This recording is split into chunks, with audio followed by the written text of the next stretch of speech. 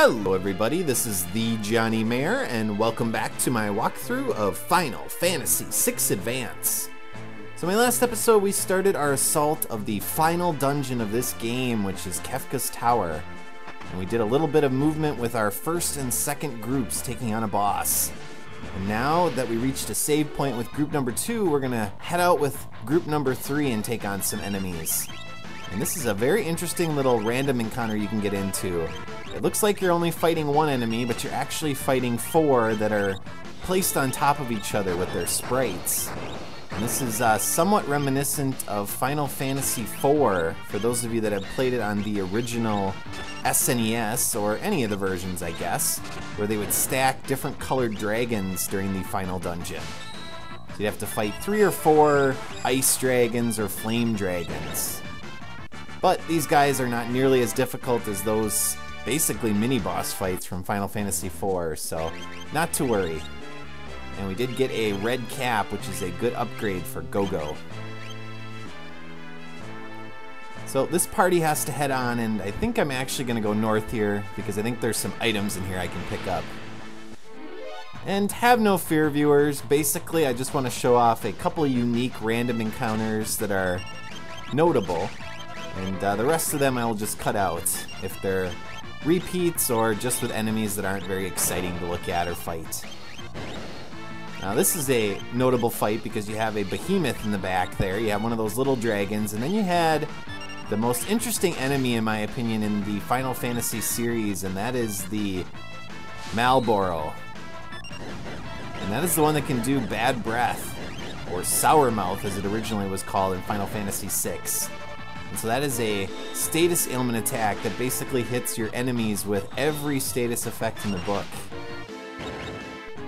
And it's actually a lore in this game, so if you have Strago, you can actually learn it. And so it's worthwhile picking up in this final dungeon if you haven't done it already. But Strago's not in this party, so we can't get it yet. Maybe in a little while. Nutkin suit. And a gauntlet. Okay. So maybe it wasn't worth coming back and getting these items. Oh well. And keep in mind this room for later in the game because it's going to come back. We're going to have to go through it again a couple times. So I like this party quite a bit. Go-Go, as I've mentioned in previous episodes, although I'm not sure I ever mentioned that you have the ability to customize him completely. So if you go into a status menu, you can add any ability that you want to him, and so I do have Blitz on him because that's my consistent thing, and then with the Soul of Themis or Gem Box, you can actually mimic multiple castings of magic. And there's a hidden item down here through this wall. I did not know about this for a very long time, but on one of my most recent playthroughs a couple years ago, I actually found it by chance. And it's an Aegis Shield, which is actually a pretty decent item to pick up. We're fighting a lot of electrical, kind of machine-like enemies in this area that are weak against thunder. And there are a couple that are very notable. The Death Machine specifically has a lot of level spells that are lores, like level 4 Flare and level 5 Death or Doom. And they just have a lot of counterattacks which do a lot of damage. So let's jump on this conveyor belt. There's actually a little pipe up here to the left, and if you head in that, it'll take you all the way back down to that previous room. So we're not going to do that. Instead, we're just going to save. And we have a boss battle coming up, our first with group number 3. So it's going to begin Bossapalooza for this episode.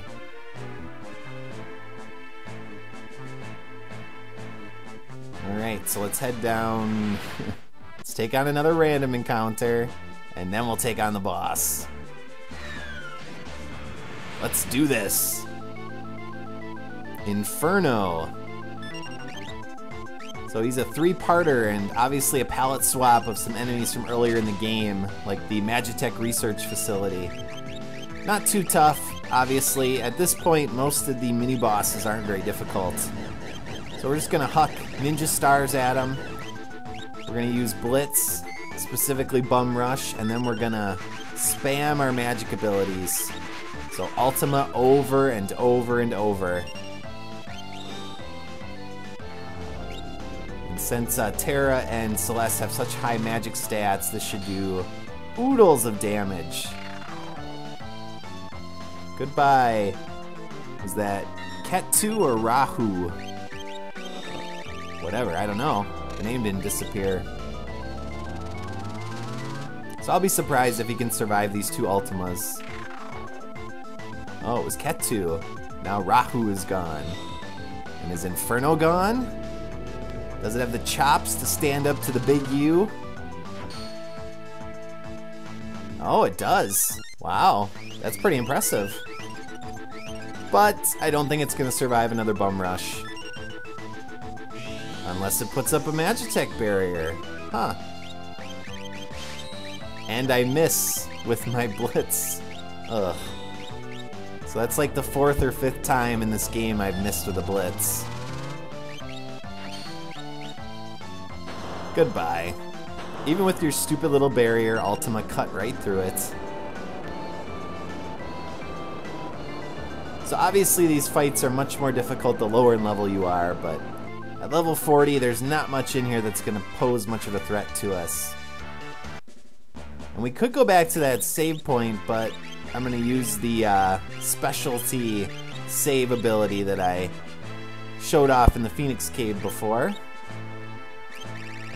So right now we can't use a tent, so what we need to do is switch back to party 2, which is still on a save point.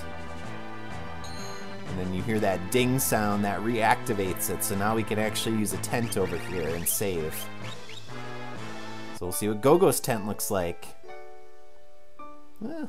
Yellow, makes sense with his attire. So there is a rumor and kind of speculation that Gogo is actually Daryl. Remember that Setzer mentioned that she crashed her airship in a far-off land and disappeared. I don't think that's true. I don't think that's ever been confirmed or not, but I doubt it's true. And since Gogo can't wear female equipment for the most part, I don't think he's a woman. I think it's actually a man. But, you know, whatever. See this shiny right here? Hit that to clear another path for party number 1. And it actually takes us to this chest, which has Realm's best weapon in it, the Rainbow Brush. And then we will continue onward. And up ahead, we have our 7th dragon fight. This is one of the last 2 remaining. So let's heal up, make sure we're in fighting form. And we're gonna take on the Doom Dragon, or Skull Dragon, I think it's called in this version. And let's make sure we're protected against some magic spells. Now, Doom Dragon likes to whip out status effects, so having ribbons equipped helps out quite a bit. But other than that, there's not really much he can do to cause too much damage to you, so basic attacks will take him out. Ninja Stars or Fuma Shurikens, Bum Rush, and Ultima, and he should go down pretty quickly.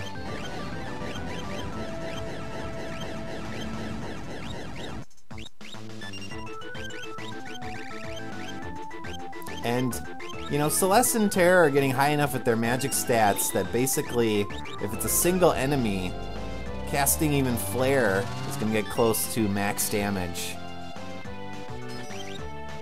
But I'll keep using Ultima for now, just to be sure we get that full 10,000.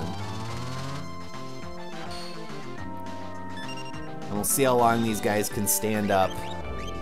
If they can last longer than a minute or 2, I'll be very surprised. And down he goes.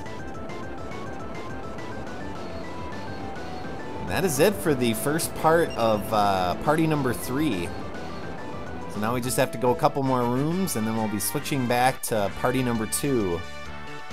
And we got a muscle belt. One more dragon. The muscle belt, when you equip it, it actually raises your maximum HP. And oh dear God, no. Oh no. This is a terrible battle. Outsiders and cherries are horrible. Cherries can use super powerful magic, and those stupid outsiders have tons of stuff that they throw at you. So run for your lives. Ugh. Come on, guys. Get out of there. Okay. Terra got away. Thank you. Thank you for not casting Meteor on me and taking both of my guys out. That is one of the most difficult battles in this area. Just because they're so powerful and they're so fast, too. We'll just use regular rays. Although, in retrospect, I immediately regret that decision. Because Gogo's magic stat is so low, it's going to cost more to heal everybody that way. But whatever. We can always use a tent. And this is the end of the first area. So we have a switch up here we have to step on. And you'll notice there's one on the other side as well, and that's where group number 2 has to get to eventually. So we'll do a quick save here. And then group 2 will be heading on. So we have one more dragon to fight with group number 2.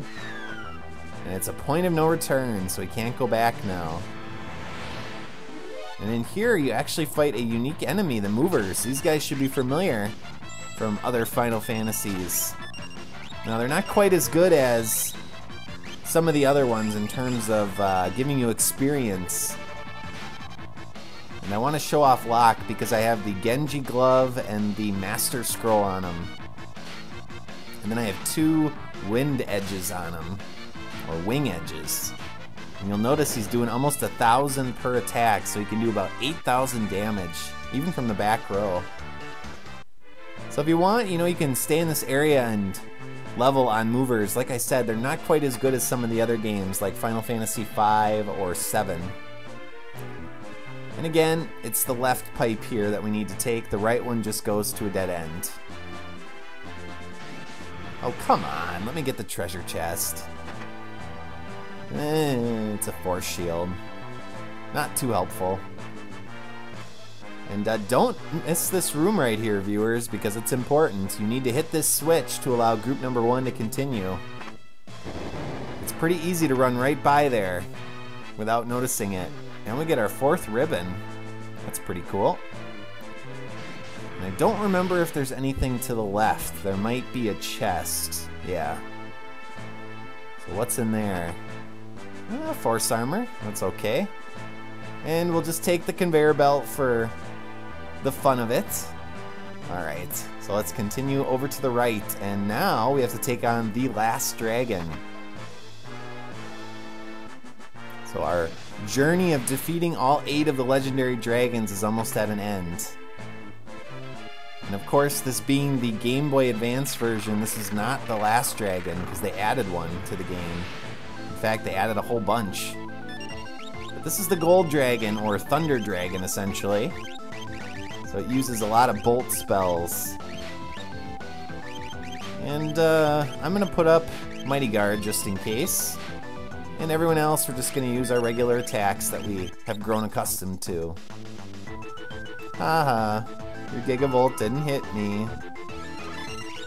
And now it's not going to do hardly any damage, even if it does.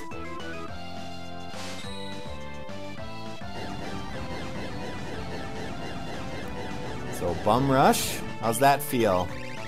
Pretty crappy, huh? Well, Flash wasn't quite as bad. Locke is a beast.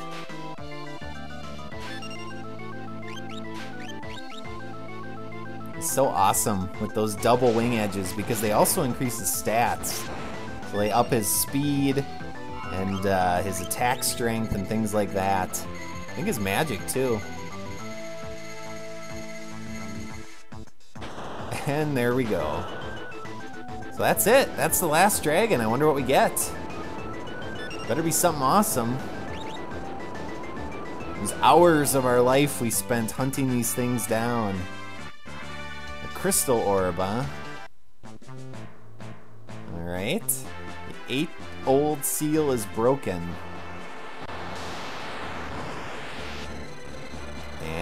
we get Crusader. And then we get a special tablet, because this is the GBA version. And that releases the special extra dungeon that they added to this game, the Dragon's Nest, or Dragon's Den, or whatever the heck it's called. And Crusader can teach you Murton or Meltdown, which is a fire attack that hits everybody, including your own party. And also Meteor. And then the actual Esper attack hits everybody, including your own party too.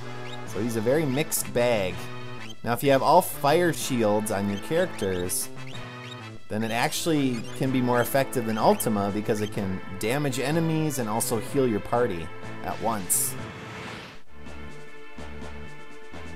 But that's about it. Once we get through this room, hopefully without fighting any outsiders. Good. We'll step on our switch up here, we'll open this door, and in my next episode we will come back with party number 1. So as always, viewers, thanks for watching, and I will see you all next time.